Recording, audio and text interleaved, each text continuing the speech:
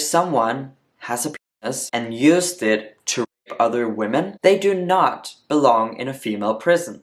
Should a criminal trans woman be in an all-female or in an all-male prison? A spicy topic right now is, where is it appropriate for trans women to serve their time? Should the decision be biological or identity-based? What is the best way to handle this issue in order to keep both biological women, but also trans women, safe? Like many trans-related issues, it's far from simple. 2 inmates serving time in New Jersey's only state prison for women became pregnant after they had sex with the trans inmate Demetrius Minor, reported April 13th. One of the pregnant inmates claims that the sex was consensual.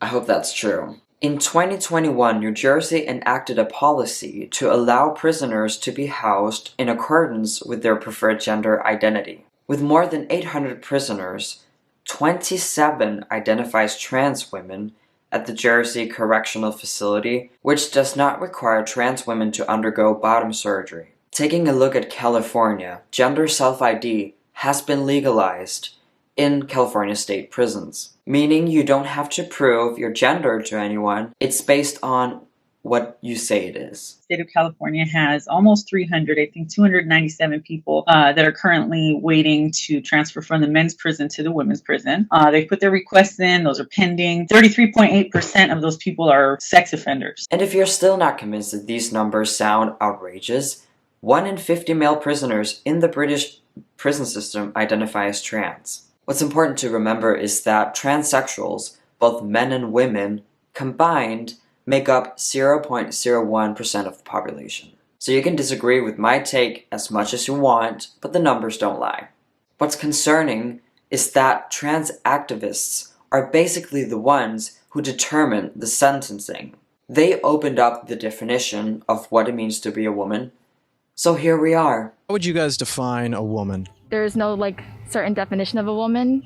Anybody who identifies himself with the term a woman. It seems like that the decision of allowing trans women in female prisons is based on the ideology that gender identity determines what gender you are, rather than your biology. Claiming that the gender of your soul, your spiritual gender, is more authentic than your biological sex. It's pseudo-religious. You might wonder how I, as a trans person, disagree with that. Some assume that I would describe my experience as my biology is female, but my soul is male. I don't believe my soul is male. I was born and supposed to be a woman, but because of my medical condition, gender dysphoria, I couldn't live life as such. With other words, something was wrong, and that's a fact that trans activists are trying their hardest to get away from. But sorry, you can't. It's the only mechanism that makes someone trans.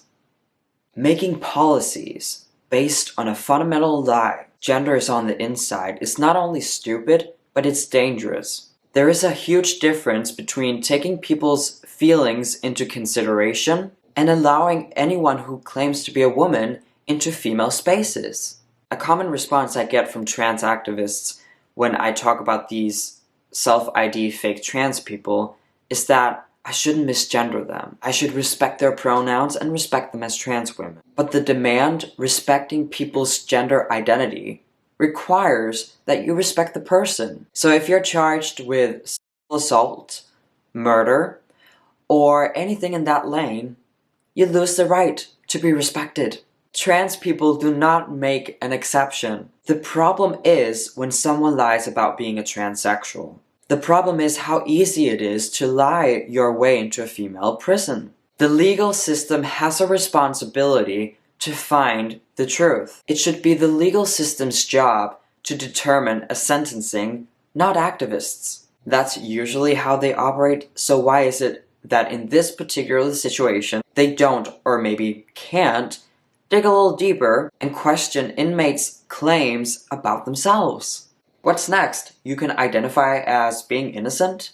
What do I think the solution to this issue should be? I actually think that LGBT awards is a great option for LGBT-identified inmates. It's not a perfect solution because it's impossible to, I'm trying to keep it YouTube friendly, avoid inappropriate behavior among inmates. The other aspect is gatekeeping. Gatekeeping has a bad rep in the trans community, but I think it's safe to say that it's necessary in prisons. Gatekeeping meaning making the distinction between real transsexuals and fake transsexuals can in this situation up the safety for women. It can also avoid all unnecessary attention from the media that obviously make trans people look bad. The transsexual women who've had bottom surgery do, in my opinion, and in most cases, belong in female prisons. But if someone has a penis and used it to rape other women, they do not belong in a female prison. This should not be an offensive statement. But of course, no matter what, the decision should be an individual assessment. One aspect that we never think about is we have to think about what have we done in the past? What did we do before this woke culture started to dominate trans issues? I'm very curious to know what the trans community think, because the trans YouTubers that I know, they're awfully quiet on this topic. What I'm also curious about is what you all think about this topic. Leave a comment down below, subscribe to this channel if you haven't already, and I'll see you in my next video. Peace out.